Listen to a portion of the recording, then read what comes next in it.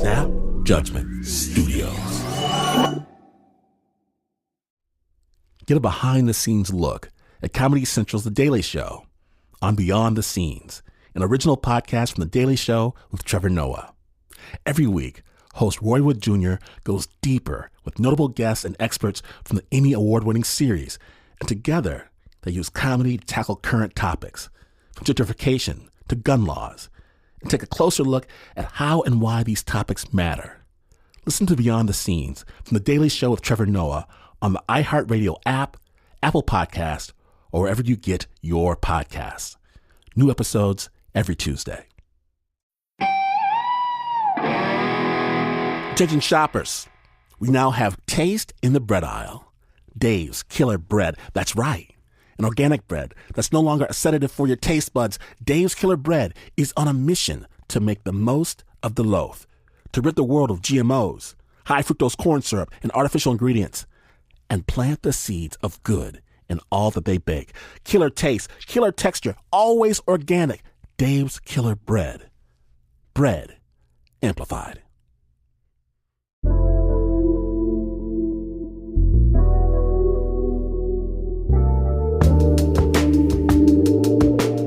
Today on Snap Judgment, a true story that will take you all over America, but you can put away your maps. Because this journey we're making today won't be on highways or country roads, because we're launching through time.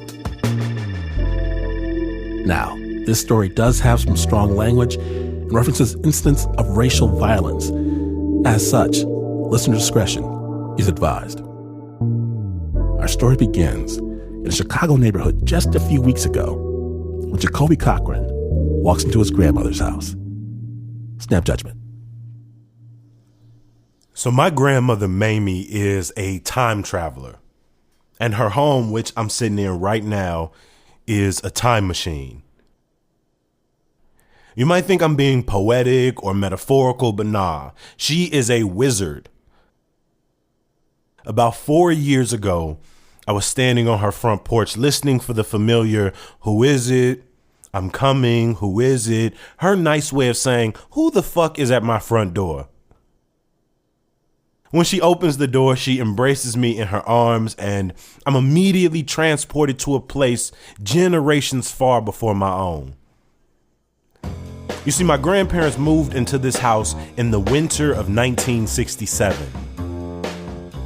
So when you walk in, the air and the furniture all has generational weight to it. As you come in through the door, you're immediately greeted by these perfectly manicured couches and lamps that are about as old as the house itself. The ageless dining room set in China is about 45. As I enter into the kitchen, I walk past the 39-year-old refrigerator, and I sit down at this exact table across from my grandmother. I grab some newspapers and scissors, and I get to clipping.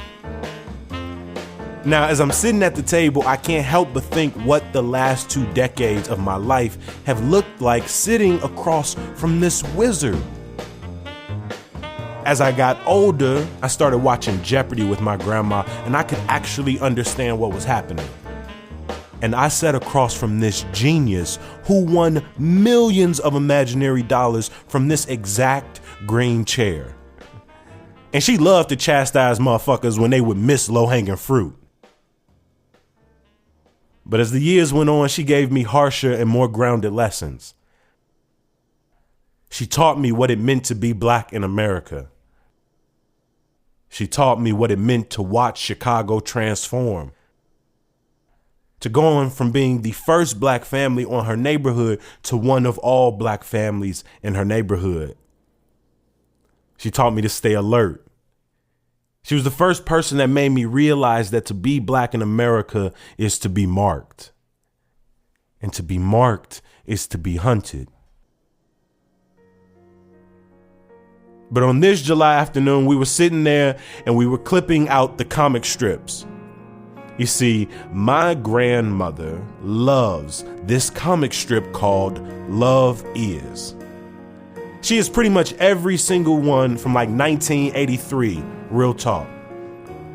And as we're going through getting the coupons and the sales, getting the love is, she looks up at me and she says, I don't enjoy this process as much as I used to.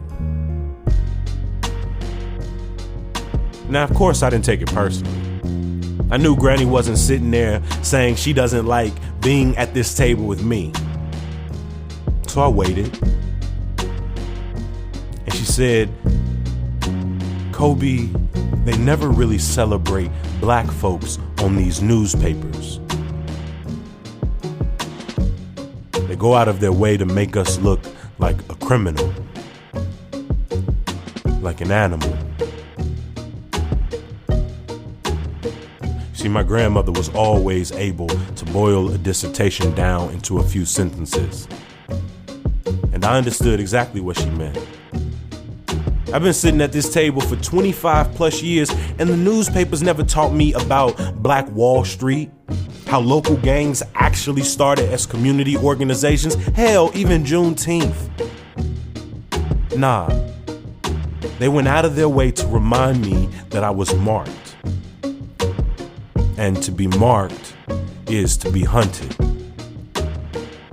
And at that moment, jeopardy gives way to the news.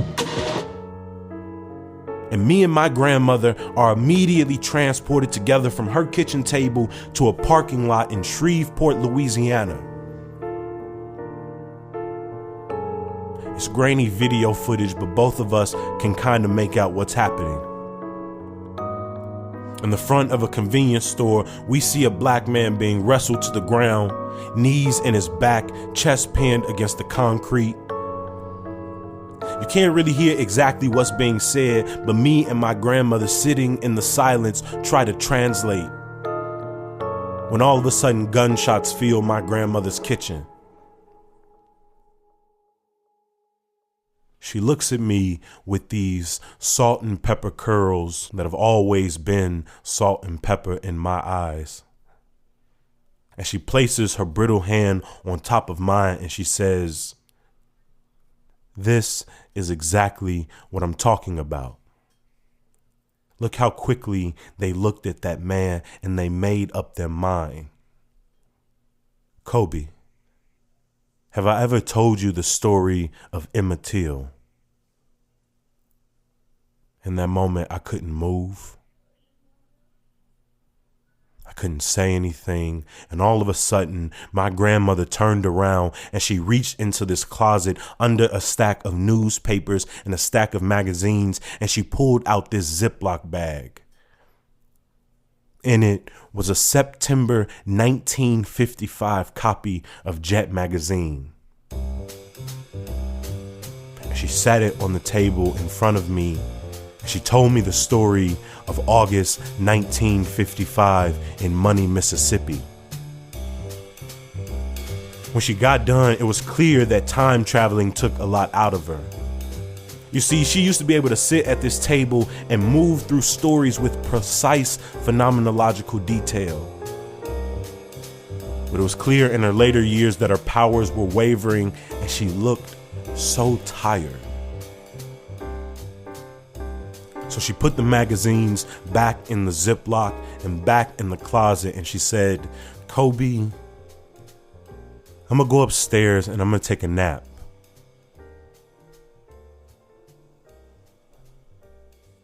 I just sat here in this table in silence as the names ran through my head.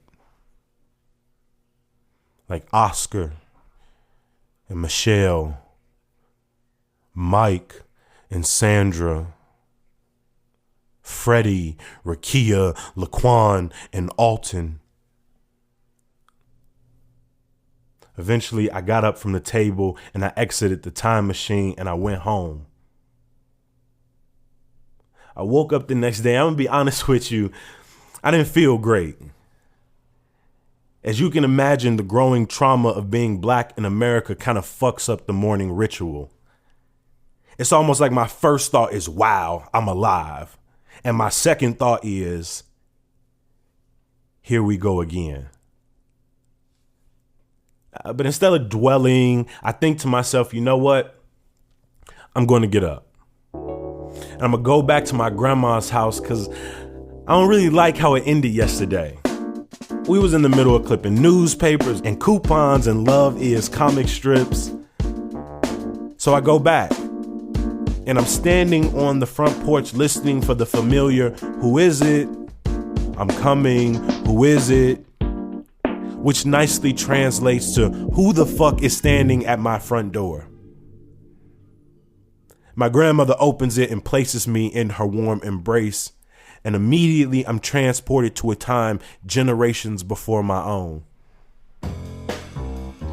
I walk past the perfectly manicured couches and lamps, past the ageless dining room set, past the 39-year-old refrigerator, and I sit back down at this table like I have my entire life. And I ask my grandmother to pass me a newspaper and a pair of scissors, and I get to clipping. And in the silence, my grandmother looks up at me and she says, "Kobe,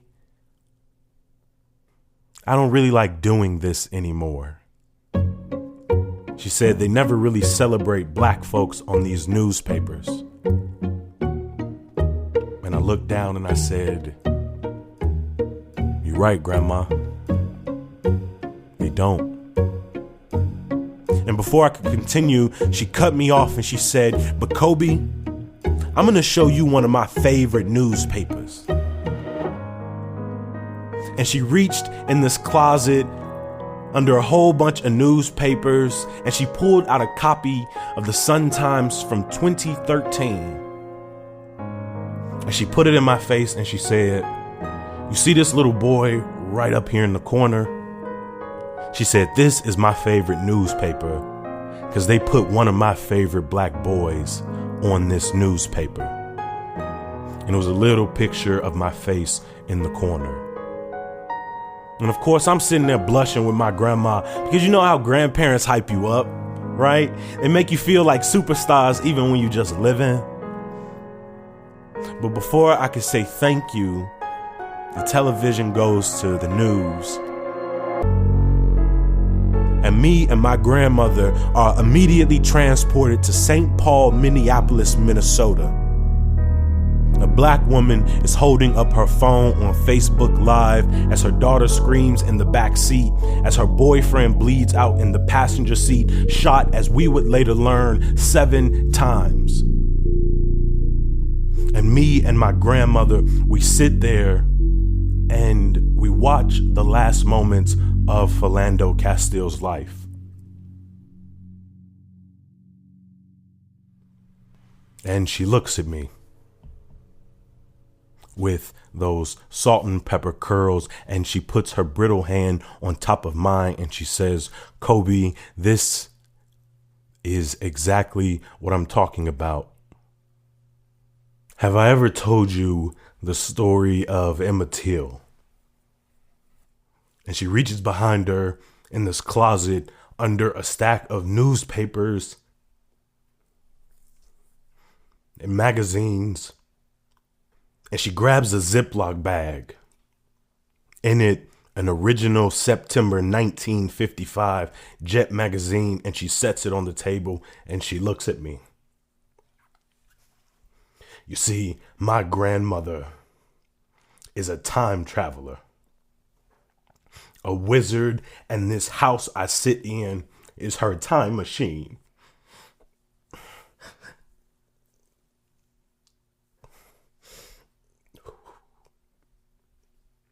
But she no longer remembers being the first black family on this block.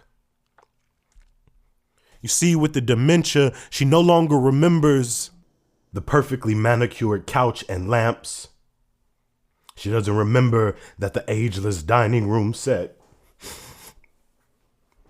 and China is 45. She doesn't remember that the refrigerator is 39.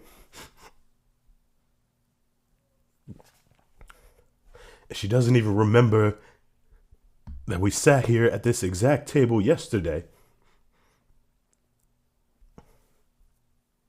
But unlike yesterday, my grandmother summons up this energy and she tells me vividly the story of August 28th, 1955. She tells me first about 4 days earlier and a lie that Carolyn Bryant told. She tells me about the night her husband and his brother kidnapped Teo from his grand uncle's house. How they beat him and tortured him. Then tied a 75-pound fan around his neck and drug him and shot him in the back of his head and left him where he was found days later. She told me about Mamie Till and the sacrifices that no mother should ever have to make. How she was forced to make the tough decisions to show the world the brutality it was already very much aware of. How black women are often left picking up the broken pieces in these moments and movements. A few months later, my grandmother passed away, just a season before celebrating the 50th anniversary in her home.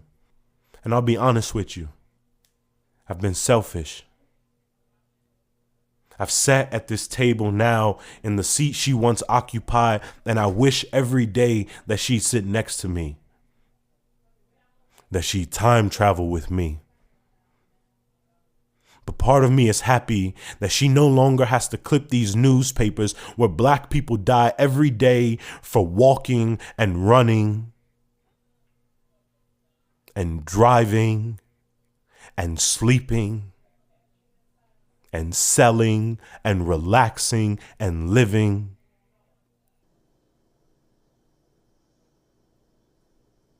I recently came back to my grandmother's house and I stood on the front porch. I didn't listen for the familiar, who is it? I'm coming, who is it? Because now that it's my mother's home, she's installed the camera doorbell, so she knows exactly who the fuck is on her front porch. My mother answers the door and she wraps me in her warm embrace. As I walk past the perfectly manicured couches that are still as old as the house, I notice the refrigerator has been replaced. But me and my mother, we sit in the same 2 chairs and we start clipping through newspapers. Not for coupons and sales, but like my grandmother, my mom loves this comic strip, Love Is. And then the TV goes to news. And me and my mother are transported to Kenosha, Wisconsin.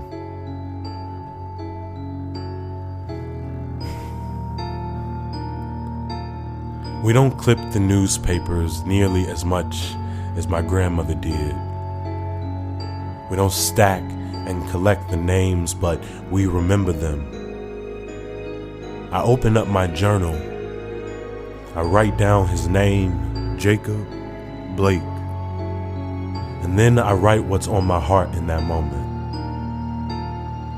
My grandmother, Mamie, is a time traveler.